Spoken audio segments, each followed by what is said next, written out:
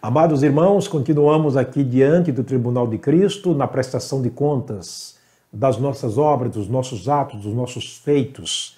Desta vez eu quero fazer um comentário deste momento. Na verdade, é um comentário que revela o que vai ser tratado naquele momento. Qual é o teor daquela reunião, daquela conversa, daquele julgamento, daquela avaliação das nossas obras. Tudo está na palavra do Senhor. Eu quero te conduzir até a primeira carta de Paulo escrita aos Coríntios, no capítulo 3. Falamos isso em uma mensagem anterior, mas eu quero voltar a esse capítulo para tratar desse assunto, porque aqui é a sessão em si. Aqui está realmente a sessão em si, a reunião em si, nós diante do Senhor Jesus. Portanto, se você quer abrir a sua Bíblia e quer me acompanhar, por gentileza, me acompanhe. Se não, você anote o texto. Por gentileza, depois da mensagem, pegue a sua Bíblia, confira os textos. Alguém me disse outro dia, pastor, sempre que eu ouço a sua mensagem, depois eu pego a mensagem e vou revisando a mensagem, eu vou relendo os textos. E sabe que esta é uma maneira grande de você poder entender melhor a palavra de Deus? Existia um povo na época de Paulo que a Bíblia chamou de sábio, mais inteligente, porque depois que Paulo pregava, eles pegavam a Bíblia e conferia se realmente era aquilo mesmo que Paulo estava falando. Portanto, as nossas palavras são falhas, as nossas palavras são pobres. Aliás, nossas palavras não têm nenhum valor não fosse baseadas na palavra de Deus. Por isso que Pedro aconselhou dizendo, quando vocês estiverem falando, falem como que dando oráculos de Deus, ou seja, recados de Deus. Somos profetas de Deus que precisamos estarmos tão dependentes da palavra dele que não podemos falar além daquilo que está escrito na palavra dele. Está escrito isto lá em 1 Coríntios, capítulo 5, quando disse Paulo, tudo isso, aliás, 2 Coríntios 5, ele disse, tudo isso provém de Deus, que estava em Cristo Jesus, reconciliando o mundo consigo, e nos encarregou da palavra da reconciliação. De maneira que quando falamos, é como se estivéssemos dando o recado de Deus ou como se Deus estivesse falando por nós. Temos uma grande responsabilidade diante de vocês, respeitosamente, de dizermos simples e unicamente aquilo que a Bíblia diz. É claro que aquilo que a Bíblia diz em muitos pontos nos fere, nos magoa, mas isso é para o nosso bem. O arrependimento, segundo a palavra de Deus, segundo Paulo, é para a salvação. Então, vamos ouvir neste momento o que a palavra de Deus fala sobre nós, sobre as nossas obras que serão tratadas nessa reunião. E no capítulo 3, repito, capítulo 3 da primeira carta de Paulo aos Coríntios, está realmente escrito sobre esta sessão. Eu quero mostrar que Jesus Cristo é o fundamento da vida do salvo. Paulo escrevendo aqui, ele disse no capítulo 3, versículo 10. Olha o que ele diz no verso 10 do capítulo 3 da primeira carta aos Coríntios. Segundo a graça de Deus que me foi dada, pois eu, como sábio arquiteto, fundamento, e outro edifica sobre ele, mas veja cada um como edifica sobre ele. Observa que Paulo começa mostrando algo que está na sua própria vida, algo que ele é. Ele disse, segundo a graça de Deus que me foi dada. Ele disse, em outra parte, que ele é o que é pela graça de Deus. A graça de Deus lhe alcançou, fazendo-o pregador, fazendo-o ministro, fazendo-o discípulo, ou seja, apóstolo dos gentios. E Deus o chamou lá no capítulo 4 de Efésios e faz um relato sobre Paulo quando Deus coloca-o como doutor, pastor e doutor. Portanto, ele é doutor dos gentios. Ele é a pessoa que Deus usou como instrumento, escolheu, chamou, capacitou e enviou a fim de que, através dele, a palavra do Senhor fosse difundida aos reis, a todos os príncipes deste mundo e também a nós, os gentios. Portanto, ele está falando, segundo a graça de Deus que me foi dada, pois eu, como sábio arquiteto, o fundamento e outro edifica sobre ele. Mas veja cada um como está edificando sobre ele. Bem, Paulo está nos mostrando aqui antecipadamente, ou seja, antes do julgamento em si, que ele vai tocar a partir do versículo 12, certo? O versículo 13, ele vai nos mostrando aqui que a nossa base, ou seja, a base da vida cristã é o Senhor Jesus. Ele disse, eu lancei o fundamento. Quer dizer, eu apresentei para vocês o fundamento, que é o Senhor Jesus. Ele é realmente o fundamento. No versículo 9, ele diz algo interessante. O versículo 6, melhor dizendo, eu plantei e Apolo regou, e Deus deu o crescimento. Aqui um trio. É Paulo pregando, Apolo regando ou cuidando dos que receberam a palavra, Deus dando crescimento àqueles que estão cultivando em si a palavra do Senhor. Como se vê uma construção crescendo, certo? Uma lavoura frutificando, assim também a vida do cristão, sendo edificado em Cristo Jesus ou frutificando boas obras que são os frutos da justiça de Deus na nossa vida, como ações praticadas por nós. Ou até os frutos também do Espírito Santo, que são duas coisas diferentes, obras e frutos do Espírito Santo. Mas o que ele está dizendo aqui é que ele plantou e Apolo regou. No versículo 9, ele vai dizer que nós somos cooperadores de Deus e vós sois lavoura de Deus e edifício de Deus. Observa que ele faz a comparação aqui, não é como falamos em mensagem anterior, a vida do crente baseada nessas duas figuras, tanto numa construção que se ergue, quanto numa lavoura, numa plantação que dá frutos para Deus. Mas ele diz, olha, não esqueça que eu lancei o fundamento para tudo isso, tanto para a lavoura quanto para a construção do edifício, eu lancei o fundamento. Linguagens figurativas que ele está usando para entendermos a nossa vida construída em Cristo Jesus. Mas o verso 10 eu quero repetir mais uma vez. Segundo a graça que me foi dada, lancei eu, como sábio arquiteto, o firme fundamento e outro edifica sobre ele. Mas veja cada um como edifica sobre ele. Veja, três coisas aqui importantes. Paulo que lançou a doutrina bíblica para nós os salvos. A outra coisa que ele diz, Jesus que é a doutrina, Jesus que é o fundamento, e nós que somos os construtores. Agora, como construtores, nós escolhemos o material que vamos construir a nossa vida. Obras boas, obras más. Bem, isso falaremos nas próximas mensagens. Mas eu quero me ater aqui mostrando que Jesus é a base da vida do salvo. Como é que está a sua vida como salvo? Sua vida, a base da sua vida é o Senhor Jesus? Se ela é o Senhor Jesus, obviamente ela está encaixada naquilo que disse Jesus em Mateus, capítulo 7. Ele contou ali rapidamente uma parábola sobre a construção de duas casas por dois respectivos construtores. Ele disse, olha, aqueles que ouvem a minha palavra e pratica a minha palavra, cumpre a minha palavra, assemelhá-lo-ei ao homem prudente que edificou a sua casa sobre a rocha. Depois de construída, veio chuva, veio vento, veio tempestade, veio enxurrada, veio as intempéries do tempo contra ela, mas ela permaneceu firme, porque estava edificada sobre a rocha. E ele disse, mas aquele que escuta essas minhas palavras e não as pratica, não as cumpre, ele está falando sobre pessoas salvas, é comparado ao homem louco, insensato, que edificou a sua casa sobre areia. Ele até fez profundas valas, lançou o alicerce e construiu a sua casa. Após ter construída, veio a chuva, veio a enxurrada, veio o vento, veio as intempéries, bateu forte contra aquela casa e ela caiu. E disse ele, e foi grande a sua ruína.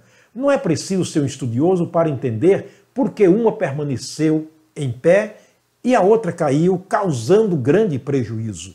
Ele estava fazendo alusão a esse capítulo que nós vamos tratar desse assunto.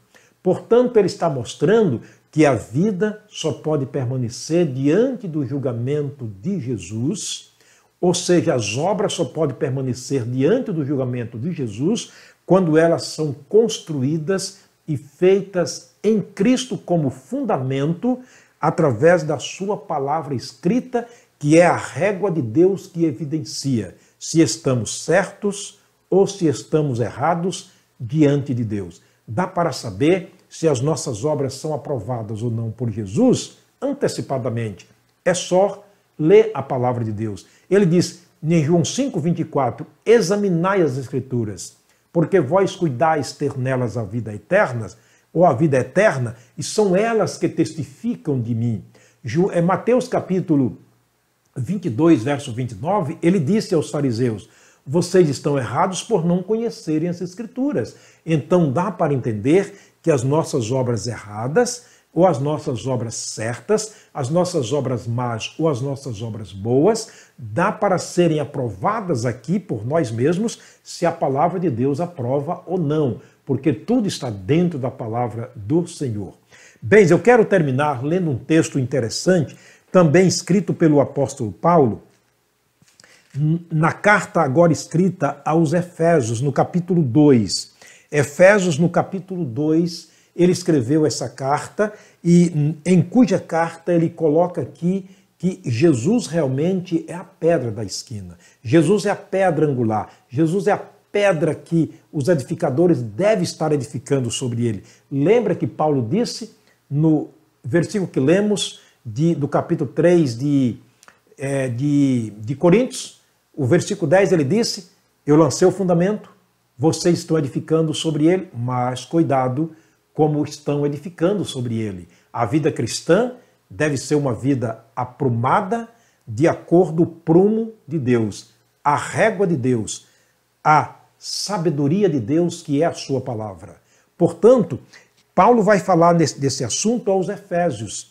No capítulo 2, ele diz no versículo 20, edificado sobre o fundamento dos profetas e dos apóstolos, ou seja, dos apóstolos e dos profetas, de que Jesus Cristo é a principal pedra da esquina. Ele é, ele não será, ele não talvez será, ele não foi para os profetas e nem para os apóstolos, mas ele continua sendo a pedra fundamental. Ou nós construímos a nossa casa espiritual sobre Jesus, que é a pedra fundamental, ou no dia do julgamento a nossa casa desmoronará e nós sofreremos um grande prejuízo, como disse Jesus em Mateus capítulo 7. Portanto, meu querido irmão, é sério este assunto. Para ser tratado, eu creio que nesses últimos dias. Agora veja o que diz o versículo 21 do capítulo 2 de Efésios. No qual todo edifício bem ajustado cresce para templo santo no Senhor. Todo edifício bem ajustado cresce para templo santo no Senhor.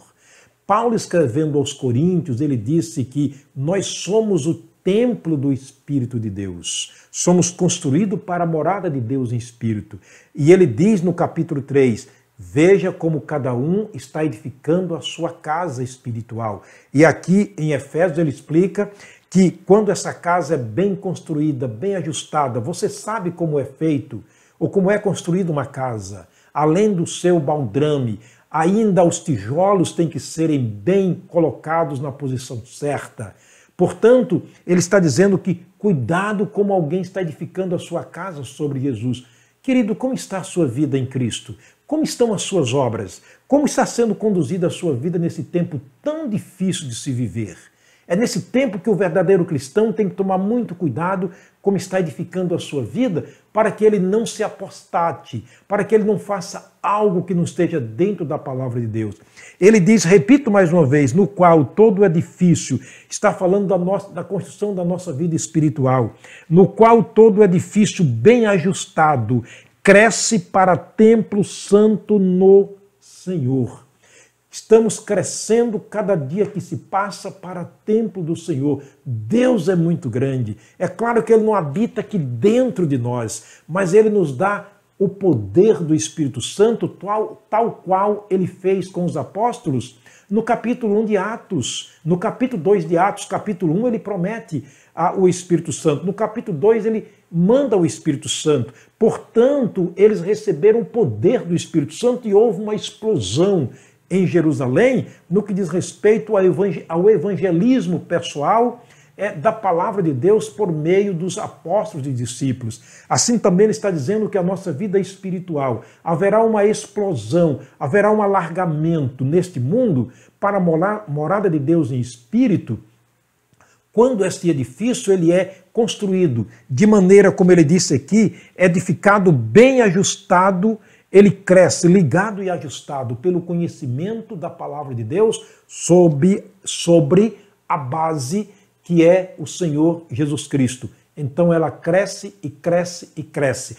Por isso, as exortações do apóstolo Paulo, do apóstolo Pedro crescei, crescei, crescei na graça e no conhecimento do Senhor Jesus Cristo. E isto significa que nós estamos construindo a nossa casa espiritual. Cada passo que nós crescemos nessa vida, no sentido espiritual, nós estamos dando espaço a Deus agir e a obra será maior, será magnífica, será gloriosa, será bonita. E chegando na presença de Deus, que monumento maravilhoso nós teremos a apresentar o Senhor Jesus. E o versículo 22, por último, ele diz, no qual também vós, ele agora explica, ele abre o verbo aqui, no qual também vós, juntamente sois edificados para a morada de Deus em espírito. Ele diz, vocês também juntos, quando vocês se juntarem, vocês e Jesus, um ao outro, para edificarem essa casa espiritual, então essa casa, na verdade, ela será edificada para a morada de Deus em espírito. Por isso que está havendo o afastamento, o distanciamento por parte dos homens, para que não estejamos juntos, unidos, edificando a casa. Olha, eu vou terminar lendo um versículo que está aqui, me veio à mente nesse momento, Efésios capítulo 4, versículo 16, quando ele fala sobre esta união dos salvos, essa comunhão dos salvos. Estar juntos, isso é importantíssimo. Quando o mundo diz fique em casa, o mundo diz afastem-se, o mundo diz não se abracem, o mundo diz não aperte a mão, não se aproxime. É claro, precisamos sermos precavidos diante dos grandes problemas, sim, mas não é